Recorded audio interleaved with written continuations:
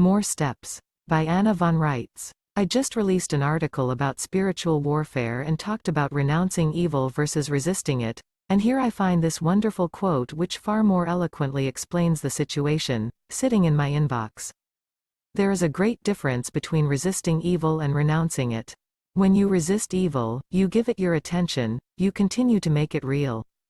When you renounce evil, you take your attention away from it and give your attention to what you want. Now is the time to control your imagination and give your energy to what you want. Neville Goddard, The Power of Awareness.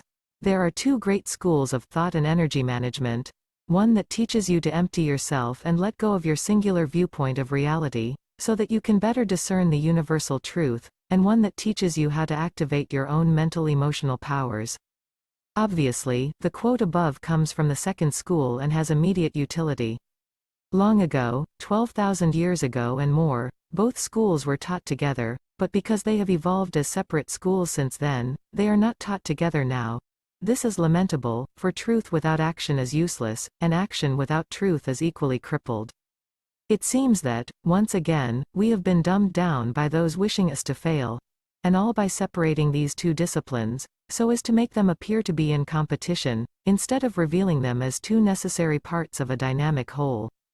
We must push beyond these superficial obstacles to integrate the discipline of our consciousness.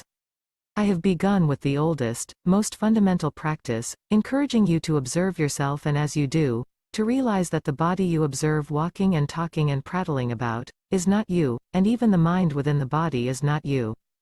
If these externalized things were you, you would not be able to project your awareness of yourself to a location outside of your own body and be able to observe yourself speaking to friends, washing dishes, whatever you may be doing at the moment.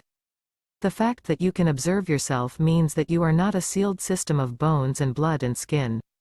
You are not limited to the constant dialogues occurring within your mind, either. You can, if you wish, tell yourself and any other voices which are received like radio signals, to be silent, and you can relax into that silence.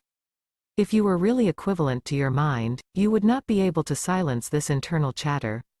As these simple exercises prove, you are not your body and not your mind, either.